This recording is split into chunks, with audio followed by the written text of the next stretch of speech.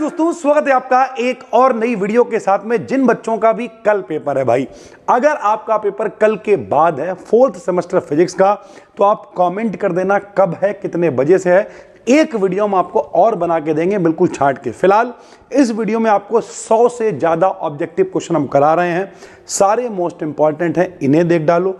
एक हमने one shot बनाया हुआ है, उसका हम लिंक डिस्क्रिप्शन में डाल रहे हैं, वो पूरा वन शॉट 1 घंटे का है, उसे देख डालो। 2 वीडियोस को देखने के बाद आपका इतनी तैयारी हो जाएगी कि अगर आपने कुछ नहीं पढ़ा होगा तो आप अच्छे से पेपर को कर पाओगे भाई, ठीक है।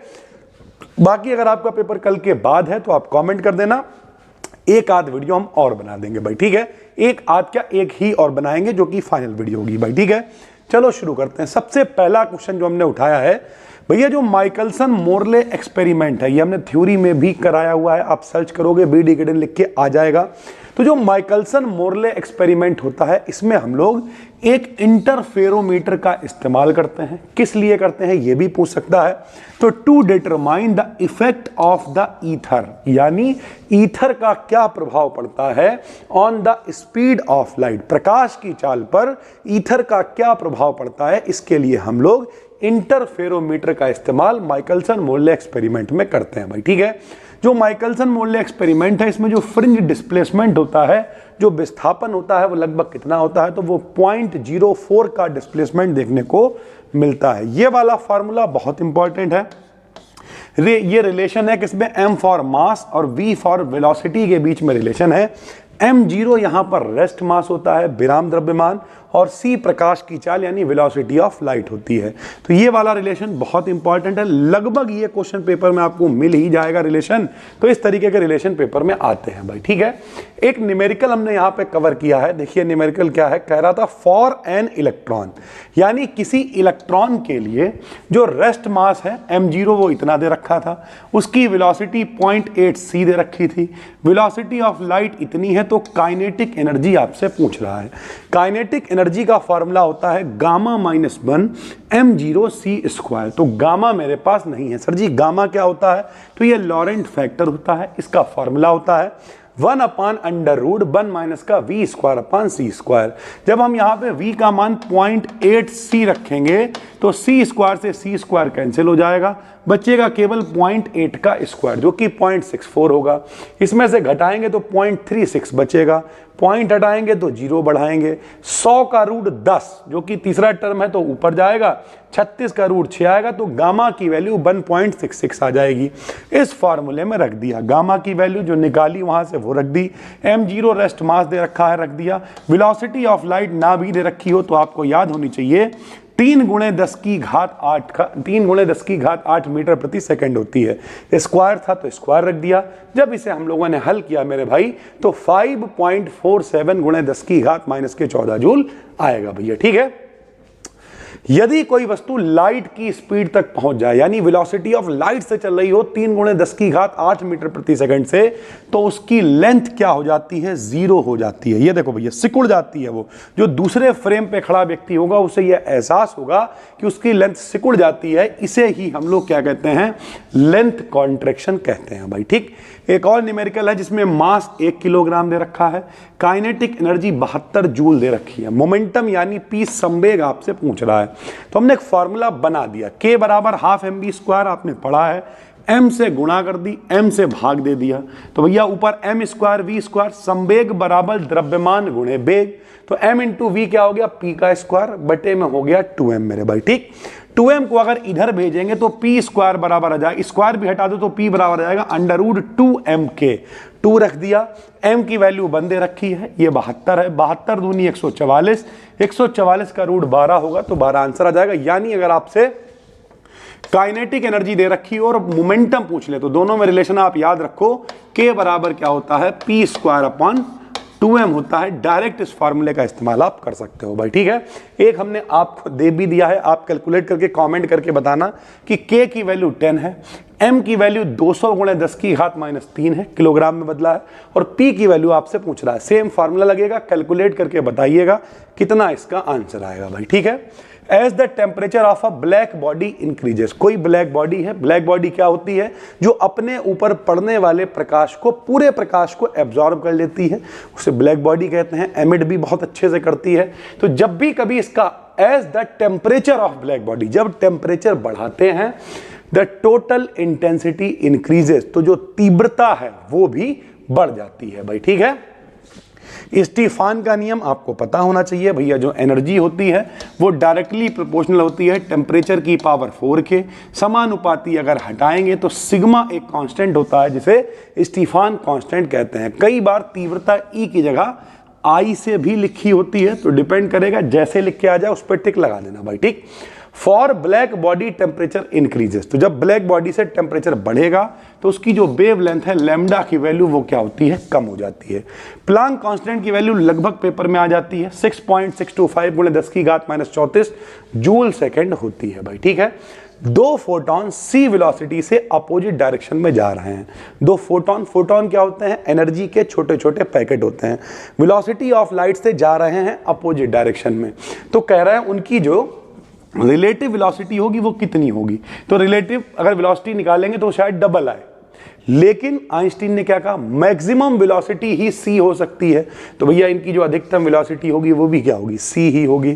फोटो इलेक्ट्रिक इफेक्ट की खोज किसने की थी, तो भैया हेनरिक रुडोल्फ हर्ट्ज ने खोज की थी फोटो इलेक्ट्रिक इफेक्ट की। क्या होता है भाई कि जब भी कभी धातु की सरफेस पर लाइट पड़ती है तो उससे इलेक्ट्रॉन निकलने लगते हैं, इसे ही फोटो इलेक्ट्रिक इफेक्ट कहते हैं भाई, ठीक है।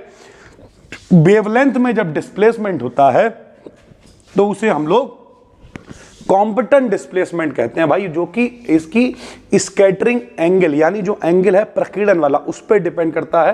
तो देखने में क्वेश्चन आपको लग रहा होगा एक है, लेकिन हमने यहाँ पे 3 क्वेश्चन कवर किए हुए हैं कि भैया एक एक के अंदर 2-2, 3-3 क्वेश्चन जो बन सकते हैं। तो वेवलेंथ में डिस्प्लेसमेंट को ही कॉम्पिटेंट डिस्प्लेसमेंट कहते हैं। और ये किस पर डिपेंड करता है, तो स्कैटरिंग एंगल पर ये डिपेंड करता है भाई, ठीक है। एनर्जी दे रखी है 50 ईवी, देखिए भाई एनर्जी आपको 50 ईवी दे रखी है। ईवी का मतलब इलेक्ट्रॉन वोल्ट। एक ईवी में होता है 1.6 गुणे 10 की घात -19 जूल मेरे भाई, ठीक है। तो ये ईवी की वैल्यू दे रखी है, तो हमने ईवी से गुणा कर दी, तो ये जूल में आ गई एनर्जी। डी ब्रॉगली वेवलेंथ आपसे पूछ रहा है, डायरेक्ट फार्मूला होता है लैम्डा बराबर h/√2m। इलेक्ट्रॉन के लिए जो मास होता है वो आपको याद होना चाहिए, 1 से याद कर लो, 9.1 माइनस के 31 किलोग्राम होता है m की वैल्यू। e की वैल्यू हमें पता है, लैम्डा हमें चाहिए, रखेंगे, हल करेंगे तो 1.7 गुणे 10 की घात -10 आ जाएगा। और 10 की घात -10 को हम लोग 1 एंगस्ट्रॉम मेरे बच्चे कह सकते हैं। तो 10 की घात -10 की जगह पे हम लोग 1 एंगस्ट्रॉम भी लिख सकते हैं भाई, ठीक है। तो इस तरीके से फार्मूला आप यूज करोगे। एक प्रोटॉन है, एक अल्फा कण की डी ब्रॉगली वेवलेंथ बराबर है। तो भैया बहुत अच्छा है, डी ब्रॉगली वेवलेंथ का फार्मूला क्या होता है, लैम्डा बराबर h/mb। तो प्रोटॉन है तो लैम्डा बराबर h तो कांस्टेंट है, तो h/mp/bp, h/m alpha b alpha, h से h कैंसिल हो जाएगा, प्रोटॉन तो ऐसे ही रहेगा।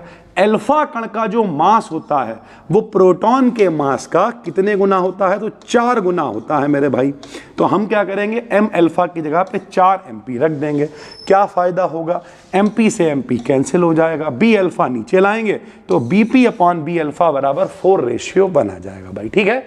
तो इस तरीके के क्वेश्चन भी पेपर में बनते हैं। कोशिश की है कुछ न्यूमेरिकल्स भी आपको कराएं, क्योंकि एक बड़ा प्यारा सा बच्चा था, मैं नाम नहीं याद आ रहा है, हमने मैसेज देखा था तो उसने कहा था सर कुछ न्यूमेरिकल्स भी उठाइएगा। और हम आपसे वादा कर रहे हैं, आप कमेंट करिए आपका पेपर कब है, हम एक वीडियो और लाएंगे जिसमें और अच्छे न्यूमेरिकल्स आपको कराएंगे। इस वाली वीडियो में लगभग 100+ आपको क्वेश्चन दिए हैं, उन्हें आप देखिए। और जो वन शॉट है डिस्क्रिप्शन में 1 घंटे का है लगभग, उसे देख डालिए। एक वीडियो और दे देंगे अगर आप MJPRU से, तो शायद पेपर 7 तारीख को है, हमें इतना पता नहीं है, लेकिन जब भी पेपर आप कमेंट करिए, हम एक वीडियो और दे देंगे, देख डालना, पास हो जाओगे। बहुत अच्छे नंबर, पास नहीं होना, अच्छे नंबर लाने हैं भाई, ठीक है। इलेक्ट्रॉन की वेलोसिटी देखो v दे रखा है, वेवलेंथ आपसे लैम्डा पूछ रहा है, लैम्डा बराबर क्या होता है, h/mb होता है। h कितना रख दोगे बताओ मेरे बच्चे, h रख दोगे 6.6 गुणे 10 की घात -34 रख दोगे।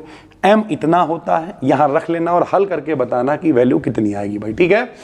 सापेक्षिक संवेग की बात करें, रिलेटिविस्टिक जो मोमेंटम होता है और एनर्जी होती है, इसके बीच में क्या रिलेशन होता है, तो ई स्क्वायर माइनस का पी स्क्वायर सी स्क्वायर बराबर m0 स्क्वायर सी की पावर 4। ये भी मोस्ट इंपॉर्टेंट फार्मूला है भाई। हो सकता है कई बार ये माइनस वाला उधर हो, ऐसे आ जाए ई स्क्वायर बराबर m, लेकिन आएगा ये वाला क्वेश्चन, बहुत इंपॉर्टेंट है भाई, ठीक है। फोटोन का जो रेस्ट मास होता है वो 0 होता है एनर्जी के रिस्पेक्ट में। कॉम्पटन इफेक्ट जो है, कॉम्पटन इफेक्ट लाइट के किस नेचर को, तो वेव नेचर को कॉम्पटन इफेक्ट नहीं बताता है भाई, ठीक है। कौन बताता है, तो जो डेविएशन जर्मर का एक्सपेरिमेंट किया गया, ये लाइट के वेव नेचर को बताने के लिए ही किया गया भाई, ठीक है। जो वेव फंक्शन साई होती है, इसकी प्रोबेबिलिटी डेंसिटी को हम लोग साई स्क्वायर से लिखते हैं, और ये इलेक्ट्रॉन डेंसिटी को बताता है कि कितने इलेक्ट्रॉन कहीं पर अवेलेबल हो सकते हैं भाई, ठीक है। कॉम्पटन इफेक्ट में भाग लेने वाला जो इलेक्ट्रॉन होता है फ्री इलेक्ट्रॉन होता है, ये भी क्वेश्चन कई बार आया है। कॉम्पटन इफेक्ट में भाग लेने वाला इलेक्ट्रॉन फ्री इलेक्ट्रॉन होता है। लेंथ कॉन्ट्रैक्शन यानी जो लंबाई कम होती है, सिकुड़ती है, जो अभी हम दोनों ऊपर चर्चा की थी, तो वो केवल डायरेक्शन ऑफ मोशन, गति की दिशा में ही ऐसा होता है भाई, ठीक है। अभी हमने बात भी की थी कि अगर वेलोसिटी ऑफ लाइट से गति करने लगेगा तो लेंथ जो है वो कितनी हो जाएगी, खत्म, 0 हो जाएगी। Ideal value of stability factor, transistor biasing के लिए स्टेबिलिटी फैक्टर जो S होता है उसकी वैल्यू कितनी होती है, आदर्श मान 1 होता है। वोल्टेज डिवाइडर वाइसिंग के रूप में जो RE की वैल्यू होती है वो भैया लगभग 800 ओम के करीब होती है। जो क्लास A एम्पलीफायर होता है उसमें एक ट्रांजिस्टर का इस्तेमाल किया जाता है और उसकी जो इफिशियंसी होती, काम करने की क्षमता, लगभग 25% के करीब होती है भाई, ठीक है। जो ऑप्टिकल फाइबर होता है, प्रकाशिक तंतु होते हैं, पूर्ण आंतरिक परावर्तन आपने 12th में पढ़ा होगा, टोटल इंटरनल रिफ्लेक्शन पे काम करते हैं। Multi mode step index fibre जो होती है, इसमें हम लोग क्या करते हैं, लार्ज कोर डायामीटर, बड़े व्यास का और स्मॉल न्यूमेरिकल अपर्चर का इस्तेमाल करते हैं। इसकी जो बैंड विड्थ होती है कितनी होती है, 2 से 30 मेगाहर्ट्ज किलोमीटर के लगभग होती है भाई, ठीक है। Rest mass energy of an electron, किसी इलेक्ट्रॉन के लिए जो रेस्ट मास एनर्जी है, विराम द्रव्यमान की ऊर्जा होती है 0.51 होती है। ये वाला क्वेश्चन भी अच्छा है। जो H/mc² की बीमा जो है वो T के बराबर होती है। रेले जीन्स लॉ कब अप्लाई होता है, तो जब वेवलेंथ कैसी होती है, लॉन्ग, तो रेले जीन्स लॉ अप्लाई होता है। मास फोटोन का गुण नहीं है। क्यों नहीं है मेरे बच्चे, क्योंकि मेरे भाई फोटोन क्या है, फोटोन ऊर्जा के बंडल हैं जो प्रकाश, मतलब सरल भाषा में कहें वेव फॉर्म को दिखा रहे हैं, तरंग की फॉर्म में प्रकाश चल रहा है भाई, ठीक है। तो फोटोन का गुण जो है वो मास से लेना देना नहीं है, ये केवल एनर्जी के पैकेट्स होते हैं। जो न्यू फ्रीक्वेंसी है वाले फोटोन का मोमेंटम क्या होगा, तो मोमेंटम यानी संवेग बराबर हो जाएगा hν/c, न्यू फ्रीक्वेंसी के लिए मोमेंटम होगा। जो डी ब्रोगली की समीकरण हाइपोथेसिस है वो भी पार्टिकल्स की वेव नेचर से रिलेटेड है भाई, ठीक। श्रोडिंगर इक्वेशन हैमिल्टोनियन ऑपरेटर के टर्म में Hψ बराबर Eψ होता है। फोटो इलेक्ट्रिक सेल यानी प्रकाश विद्युत सेल, नाम से ही पता चल रहा है, फोटो माने प्रकाश, इलेक्ट्रिक माने विद्युत, जो प्रकाश को विद्युत में बदल देते हैं वो फोटो इलेक्ट्रिक सेल कहलाते हैं भाई, ठीक है। ब्लैक बॉडी रेडिएशन का जो स्पेक्ट्रम होता है वो कैसा होता है, सतत यानी कॉन्टिन्यूअस होता है। 0 point energy of a 1 dimensional frequency oscillator, एक डायमेंशन यानी 1D फ्रीक्वेंसी ऑसिलेटर के लिए जो 0 पॉइंट एनर्जी होती है 1/2 hν होती है मेरे बच्चे, ठीक है। तो 40 क्वेश्चन ये हैं, ये देखो 40 क्वेश्चन ये हैं, 70 के करीब क्वेश्चन इसके आगे और जोड़ रहे हैं, पूरे ये 100 क्वेश्चन हैं। इन पूरी वीडियो को देखो मेरे भाई, ये सारे छटे हुए वो क्वेश्चन हैं जो किसी ना किसी यूनिवर्सिटी के पेपर में आए हुए हैं। डिस्क्रिप्शन में एक 1 शॉट दिया है, उस पर क्लिक करो, उस 1 शॉट को भी देख डालो। और अगर आपका पेपर 1 या 2 दिनों के बाद है तो कमेंट करके बताओ, एक आध अच्छी सी वीडियो आपको और बना के दे देंगे। चलिए, पहला क्वेश्चन है the photo electric work function. Work function अब देखो ज्यादा डिटेल करेंगे तो ये वीडियो बहुत लंबी हो जाएगी, फिर भी थोड़ा थोड़ा बताते हुए चलते हैं। वर्क फंक्शन क्या होता था, कार्यफलन जिससे कम पर धातु से इलेक्ट्रॉन नहीं निकलता था, ऑफ अ मेटल, यानी मेटल के लिए इतना वर्क फंक्शन दे रखा है। थ्रीशोल्ड वेवलेंथ, थ्रीशोल्ड का मतलब ये होता है कम से कम इतना तो होना ही चाहिए। थ्रीशोल्ड वैल्यू ऑफ योर औकात, तुम्हारी औकात की थ्रीशोल्ड वैल्यू क्या है, बोले यार 5 करोड़ में बिक जाएंगे, तो भैया उनकी थ्रीशोल्ड वैल्यू 5 करोड़ हो गई। Wavelength for the metal is, तो यानी आपको थ्रीशोल्ड वैल्यू पूछ रहा है, आपको वेवलेंथ की आपकी औकात पूछ रहा है। तो वर्क फंक्शन को W से लिखते हैं। एक ईवी में 1.6 गुणे 10 की घात माइनस के 19 जूल होता है, रख दिया। लैम्डा जीरो का मान भैया पूछ रहा हमसे, थ्रेशोल्ड वेवलेंथ फार्मूला होता है W बराबर hc अपॉन लैम्डा जीरो। यहां पे आपको मान रख लेना है, W का मान देखो ये रहा, h क्या होता, प्लांक नियतांक नहीं मालूम तो बताया जा रहा है 6.6 10 की घात माइनस के 34, h का मान रख लोगे। c का मान 3 गुणे 10 की घात 8 रख लोगे और यहां पे आराम से W लैम्डा जीरो का मान निकल आएगा मेरे भाई, ठीक है। तो इस तरीके के सवाल लगते हैं। If the velocity of a free electron is doubled, ये भी हम आपको करा चुके हैं, पिछली जो सीरीज हमने आपको करवाई थी उसमें हमने आपको बता दिया था, फिर भी चलो बता दे रहा है। If the velocity of a free electron is doubled, तो de Broglie wavelength normal condition में क्या होगी, h/mb होगी, ठीक है सर जी। लैम्डा 1 लैम्डा 2 की बात करेंगे तो कह रहा वेलोसिटी डबल हो जाती है, तो इसे क्या कर देंगे 2 भी कर देंगे, वेलोसिटी डबल हो गई, भाग दे देंगे, h/mb से h/mb कैंसिल हो जाएगा, पहला दूसरा तीसरा चौथा टर्म ऊपर चला जाएगा, यानी लैम्डा 1 अपॉन लैम्डा 2 बराबर कितना हो जाएगा 2। इसे इधर भेजेंगे तो लैम्डा 2 बराबर आएगा लैम्डा 1 अपॉन 2, यानी पहले की आधी हो जाएगी, हाफ हो जाएगी, इस वजह से हाफ यहाँ पे आंसर लिखा हुआ है भाई, ठीक है। Which theory is confirmed by Deveson-Germer experiment? Deveson-Germer experiment ने क्या करा था भैया, जो डी ब्रॉगली थ्योरी थी, डी ब्रॉगली ने क्या कहा था भैया, कण के गुण भी मतलब पार्टिकल का भी नेचर पाया जाता है, वेव नेचर भी पाया, डुअल नेचर ऑफ पार्टिकल की बात करेंगे तो भाई इसके लिए इन्होंने कंफर्मेशन दिया डेविएशन-जर्मर एक्सपेरिमेंट। तो डी ब्रॉगली थ्योरी जो है वो उससे हम लोग कंफर्म करते हैं डेविएशन-जर्मर एक्सपेरिमेंट से। मैटर वेव्स क्या होती हैं, प्रोबेबिलिटी वेव्स होती हैं, यानी प्रायिकता होती है, इनके पाए जाने की संभावना होती है। The group velocity of matter waves की ग्रुप वेलोसिटी किसके बराबर होती है, पार्टिकल वेलोसिटी के बराबर होती है। अकॉर्डिंग टू मैक्स बॉर्न, जो मैक्स बॉर्न है प्रोबेबिलिटी डेंसिटी को काहे से लिखते हैं, तो भैया ये बहुत इंपॉर्टेंट भाई 78 क्वेश्चन है। तो प्रोबेबिलिटी डेंसिटी को लिखते हैं साई से, यहाँ पे लिखा है आर वेक्टर टी और मॉड लगा हुआ है, स्क्वायर लगा हुआ है। ये जो पूरी पीडीएफ है ये तो हम आपको दे ही रहे हैं, इस सबको देख डालना, जो सीरीज में क्वेश्चंस कराए उन्हें देख डालना, टाइम मिले तो मॉडल पेपर देखना, कुछ पेपर यूट्यूब पर सर्च करके देख लेना, जितनी ज्यादा प्रैक्टिस करोगे ओएमआर की उतना अच्छा करके आओगे भाई। नॉर्मलाइजेशन कंडीशन क्या होती है वेव फंक्शन के लिए, तो भैया minus infinity to infinity mod के अंदर साई आर, यही जो वैल्यू थी, ये इसका जो स्क्वायर डीवी है ये 1 होता है नॉर्मलाइजेशन कंडीशन के लिए भाई, ठीक है। चलो, the biasing circuit that gives best stability, तो क्यू पॉइंट, इस क्यू पॉइंट के लिए जो बेस्ट स्टेबिलिटी देता है वो कौन सा सर्किट होता है, तो पोटेंशियल डिवाइडर बाइसिंग कहलाता है सर्किट। क्या कहलाता है, पोटेंशियल डिवाइडर बाइसिंग कहलाता है। If the operating point of transistor biasing is fixed in the middle of the active region, यानी जो ऑपरेटिंग पॉइंट है उसे अगर एक्टिव रीजन के बीचों बीच में सेट कर दिया जाए तो भैया इसे कहते हैं the operating point is stable, यानी ऑपरेटिंग पॉइंट स्टेबल है। तो ऑपरेटिंग पॉइंट की स्टेबिलिटी को बढ़ाने के लिए उसे एक्टिव रीजन के बीच में सेट कर देते हैं। उसके बाद the decibel gain of a cascaded amplifier is equal to the, जो डेसिबल गेन होता है किसी कैस्केडेड एम्पलीफायर के लिए, तो जाहिर सी बात है एम्पलीफायर को कैस्केड करा गया है, कैस्केडिंग करी गई है उनकी, तो इक्वल ऑफ इंडिविजुअल गेन्स, या इंडिविजुअल गेन्स का मतलब है जो अलग अलग एम्पलीफायर है। कुछ लोग कहेंगे सर जी आपके तो जो है मुंह में फंस रहे हैं शब्द, भाई असलियत में पता गर्मी बहुत विकट है और जब कभी भी आप जल्दी करने की कोशिश करते हो तो ऐसा होता है। फिलहाल तो इंडिविजुअल का मतलब जो अलग अलग एम्पलीफायर है, पहले तो देखो कितना सब अलग अलग एम्पलीफायर, अनुप्रास अलंकार है यहाँ पे, तो इस वजह से बार बार बोलोगे तो टंग ट्विस्टर होता है। लेकिन जो अलग अलग एम्पलीफायर है उनके गेन्स निकालो, उनका जो प्रोडक्ट निकालोगे वो कैस्केडिंग के बराबर हो जाएगा एम्पलीफायर के।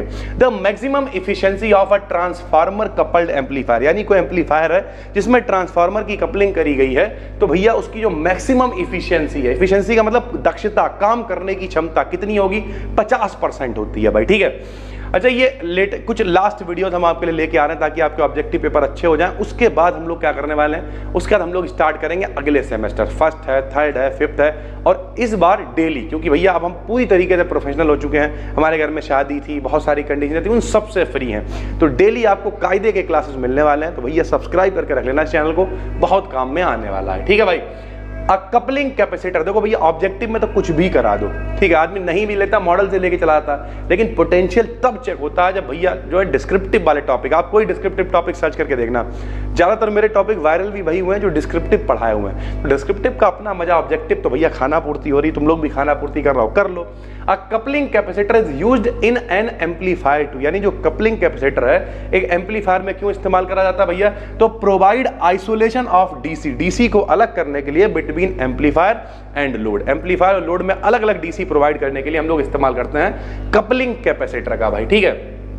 The purpose of using heat sink, heat sink का इस्तेमाल क्यों करेंगे पावर एम्पलीफायर में, तो भैया सिंक का मतलब क्या होता है, सिंक का मतलब जैसे घर में सिंक लगी होती है वहां पे बचे खुचे बर्तन ही तो जाते हैं भाई, तो हीट सिंक का क्या इस्तेमाल है, हीट सिंक का इस्तेमाल यह है कि जो भी बहुत ज्यादा एनर्जी बढ़ रही है, ये देखो dissipate heat from device, device में अगर बहुत ज्यादा हीट बढ़ रही है तो उसे डिसिपेट करने के लिए हम लोग हीट सिंक का इस्तेमाल करते हैं। The use of voltage divider method, अभी आपको बताया था जो वोल्टेज डिवाइडर मेथड होता है उसका इस्तेमाल क्या होता है बाइसिंग में, limits the AC input signal going into base, यानी जो बेस के अंदर एसी सिग्नल जा रहा है उसे लिमिट करने के लिए, उसे कम करने के लिए वोल्टेज डिवाइडर मेथड का इस्तेमाल करा जाता है। For operation of a bipolar junction transistor, अगर बाईपोलर जंक्शन ट्रांजिस्टर है, बाईपोलर जंक्शन ट्रांजिस्टर में भैया क्या है, एज एन एम्पलीफायर का अगर उसका इस्तेमाल करा जा रहा है तो जो ट्रांजिस्टर ऑपरेट्स इन, तो उसमें जो ट्रांजिस्टर है वो किस रीजन में काम करेगा, बाईपोलर जंक्शन ट्रांजिस्टर किस रीजन में काम करेगा, अगर एम्पलीफायर की तरह उसका इस्तेमाल करा जा रहा है तो वो एक्टिव रीजन में काम करेगा भाई, ठीक है।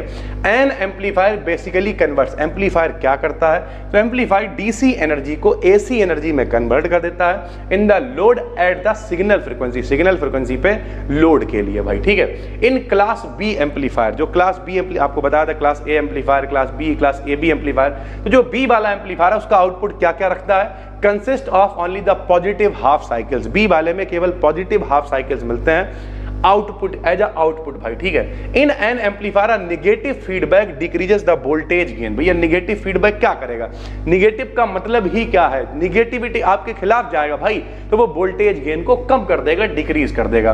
Power amplifier generally use transformers coupling because of, भैया जो पावर एम्पलीफायर्स होते हैं उन्हें क्या करते हैं, ट्रांसफार्मर कपलिंग इस्तेमाल के रूप में करते हैं, क्यों करते हैं भाई, ताकि इंपीडेंस की मैचिंग कर सके, इंपीडेंस समझते हो जेड, प्रतिबाधा कहा करते थे जिसे हम लोगों ने पढ़ रखा है 12th क्लास में, ठीक है। एन ऑसिलेटर एम्प्लॉयज फीडबैक, भैया जो ऑसिलेटर का जो फीडबैक होता है वो कैसा होता है, हमेशा पॉजिटिव होता है। इन अ कॉलपिट्स ऑसिलेटर, जो कॉलपिट्स ऑसिलेटर है उसमें क्या होता है भैया, टैप्ड कैपेसिटेंस का इस्तेमाल करते हैं, ठीक है। कैसा कैपेसिटेंस होता है, टैप्ड कैपेसिटेंस होता है। उसके बाद आ जाएगा हार्टले ऑसिलेटर, जो है वो कहाँ इस्तेमाल होता है, तो जो रेडियो रिसीवर्स होते हैं उसमें हम लोग हार्टले ऑसिलेटर का इस्तेमाल करते हैं। Optical fibres guide lights wave, जो ऑप्टिकल फाइबर हमने आपको अलग से भी डिटेल में पढ़ा है, वो आप सर्च करना ऑप्टिकल फाइबर केबल बी डिकेडियन, ठीक है, तो उसमें आ जाएगा प्रॉपर कि किस तरीके से पूर्ण आंतरिक परावर्तन होता है, टोटल इंटरनल रिफ्लेक्शन होता है, जो भी मैसेजेस होते हैं सरल भाषा में एक जगह से दूसरी जगह पे पहुंचाने के लिए, तो जो ऑप्टिकल फाइबर्स होती हैं वो टोटल इंटरनल रिफ्लेक्शन पे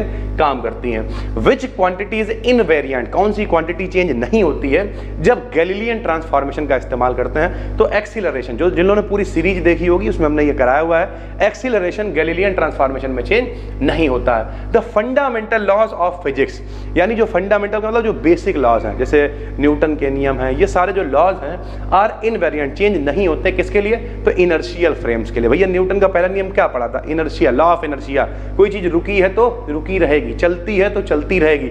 आप लोग उतने दिनों से पढ़े हुए थे तो पढ़े हुए थे, पेपर आ गया फटाफट चलते रहोगे जब तक कोई बाहरी बल ना लगे। बाहरी बल क्या है, एग्जाम का डर है, यही तो न्यूटन का पहला नियम है, तो इनर्शियल फ्रेम्स कहते हैं। Lorentz transformation reduces to Galilean transformation, भैया देखो लॉरेंट ट्रांसफॉर्मेशन में जो लाइट है वो वेलोसिटी ऑफ लाइट होनी चाहिए बेटी, लेकिन गैलीलियन में ऐसा नहीं है, तो गैलीलियन में लाइट बहुत कम हो जाती है, बी मान लो उसे, और वी हम लोग अब जैसा ऑब्जेक्टिव होगा उस हिसाब से इस्तेमाल करेंगे, तो speed of light is assumed 0। एक तरफ है भैया 3 लाख किलोमीटर प्रति सेकंड, 3 × 10⁸ मीटर प्रति सेकंड जिसे तुम कहते हो वेलोसिटी ऑफ लाइट, एक तरफ 3 लाख किलोमीटर प्रति सेकंड है, और एक तरफ मेरे भाई बहुत छोटी सी वेलोसिटी 10, 20, 30, 50 किलोमीटर प्रति सेकंड, तो उसके लिए एज्यूम्ड 0 के करीब मान लेंगे भाई, लॉरेंट ट्रांसफॉर्मेशन गैलीलियन में कन्वर्ट हो जाएगा। Clocks in a moving frame, यानी कोई घड़ी है जो मूविंग फ्रेम है, कंपेयर्ड टू आइडेंटिकल क्लॉक्स, जो हम लोग की नॉर्मल घड़ियां होती हैं आइडेंटिकल, उनसे अगर उसकी तुलना करते हैं स्टेशनरी फ्रेम के लिए तो वो कैसी होगी, तो भैया धीमी चलती हुई हमें प्रतीत होगी, यानी स्लोअर प्रतीत होगी। If an object approaches the speed of light, अगर कोई ऑब्जेक्ट अप्रोच कर रहा है स्पीड ऑफ लाइट के लिए, वेलोसिटी ऑफ लाइट के लिए 3 लाख किलोमीटर प्रति सेकंड, तो उसका मास क्या होगा, इन्फिनिटी के करीब होगा, टेंड्स टू इन्फिनिटी भाई, ठीक है। टेंस टू का मतलब होना चाहता है, ठीक है। टेंस टू बोले मैं आपका होना चाहता हूं, tense to you, I tense to you. अब ज्यादा मत कहो वरना लोग पता नहीं क्लिप काट के वाल कर दें। अब मासलेस पार्टिकल, जो मासलेस पार्टिकल्स होते हैं can travel with any speed, यानी वो किसी भी स्पीड से मूव कर सकते हैं। मासलेस है, उनका तो द्रव्यमान ही नहीं है, तो कोई मतलब ही नहीं, किसी भी स्पीड से ट्रेवल कर सकते हैं। Quantum nature of radiation by black body, black body का जो क्वांटम नेचर है किसने दिया, सभी को पता है, प्लांक ने प्रपोज किया था, प्रॉपर पढ़ाया हुआ हमने प्लांक रेडिएशन लॉ। आप सर्च करोगे प्लांक रेडिएशन लॉ बी डिकेडियन आ जाएगा भाई। ज्यादातर हमने जो इंपॉर्टेंट टॉपिक्स है सब कुछ कराया हुआ है। Which of the following phenomena support the particle nature of radiation, तो भैया पार्टिकल नेचर को कौन भैया सपोर्ट करता है, तो फोटो इलेक्ट्रिक इफेक्ट सपोर्ट करता है। क्या होता था फोटो इलेक्ट्रिक इफेक्ट, किसी धातु की सरफेस पे प्रकाश गिरेगा उससे इलेक्ट्रॉन निकलने लगेंगे, यही तो फोटो इलेक्ट्रिक इफेक्ट था भाई, ठीक है। उसके बाद the frame of reference in which the speed of light is c, frame of reference है जिसमें वेलोसिटी ऑफ लाइट सी है इन ऑल द डायरेक्शन, तो वो कैसे फ्रेम होंगे, इनर्शियल फ्रेम होंगे, सीधी सी बात है भाई, यही तो फॉलो करेंगे जितने भी फंडामेंटल्स ला है। S is an inertial frame, कोई एक फ्रेम है एस है। The other frame S dash is moving relative, उसी से रिलेटिव जो है एक और फ्रेम है जो एस डैश है वो मोशन में है, मूव कर रहा है कांस्टेंट वेलोसिटी से, तो वो कैसा फ्रेम होगा दूसरा वाला, तो वो भी इनर्शियल फ्रेम होगा भाई। अगर एस इनर्शियल है तो उसके जो रिलेटिव है वो भी इनर्शियल फ्रेम होगा। In the Michelson Morley experiment, ये भी पढ़ाया हुआ है, मोस्ट इंपॉर्टेंट जिन लोगों के थ्योरी वाले पेपर हैं सर्च करना, माइकलसन मोरले एक्सपेरिमेंट बी डिकेडियन आ जाएगा। ये माइकलसन मोरले एक्सपेरिमेंट में भैया जो फ्रिंज शिफ्ट होती है वो कितनी होती है, 0.0 फ्रिंज विड्थ होती है इसकी। Laurent transformation changes into Galilean, अभी हमने आपको बताया लॉरेंट के लिए बहुत ज्यादा वेलोसिटी चाहिए, गैलीलियन के लिए वेलोसिटी कम चाहिए भैया। तो ये देखो v का मान यानी जो वेलोसिटी है वो बहुत कम होनी चाहिए, किससे, c से, जिधर दो चोंचें होती हैं वो ज्यादा होता है, तो c वेलोसिटी ऑफ लाइट से v का मान कम होना चाहिए। करेक्ट रिलेशन सभी को पता है, m बराबर, पहली ही जो हमने वीडियो बनाई थी उसमें ही बताया था, m बराबर m0 बटे में √1 माइनस का b square upon c square. एक और रिलेशन e स्क्वायर बराबर p square c square plus m0 square c की पावर 4, मोस्ट इंपॉर्टेंट है भाई। Relativistic mass of a particle, relativistic mass क्या होता है, तो इंक्रीज विद वेलोसिटी, वेलोसिटी के साथ में रिलेटिविस्टिक मास जो है वो बढ़ता है भाई, ठीक है। अभी हमने ऊपर लिखा भी था कि अगर इनफाइनाइट वेलोसिटी ऑफ लाइट से ट्रेवल करना चाह रहा है तो जो मास है वो भी टेंड्स टू इन्फिनिटी हो जाएगा, यानी वेलोसिटी बढ़ेगी तो मास भी बढ़ेगा भाई, ठीक है।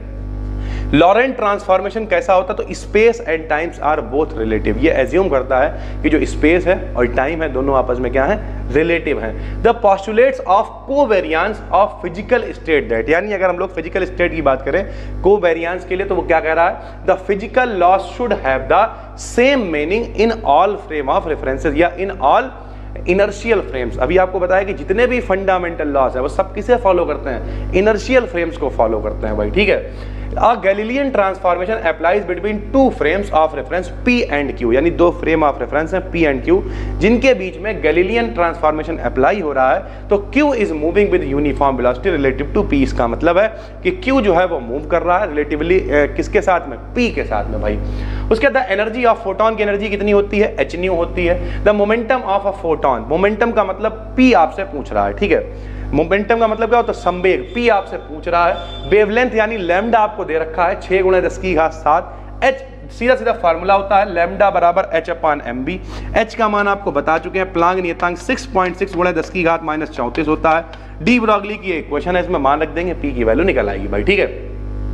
उसके बाद अगला है अकॉर्डिंग टू प्लांक्स हाइपोथेसिस, जो प्लांक की हाइपोथेसिस है, emission of absorption of energy is, यानी जो एनर्जी का एब्जॉर्प्शन होता है तो discrete in integer multiple of h nu, जिन लोगों ने पढ़ रखा है वाला डेरिवेशन हमने कराया हुआ था, n h nu के बराबर होता है, E बराबर n h nu, n का मतलब 1 2 3 4 डिस्क्रीट वैल्यूज हो सकती हैं h nu के साथ में अकॉर्डिंग टू प्लांक्स हाइपोथेसिस।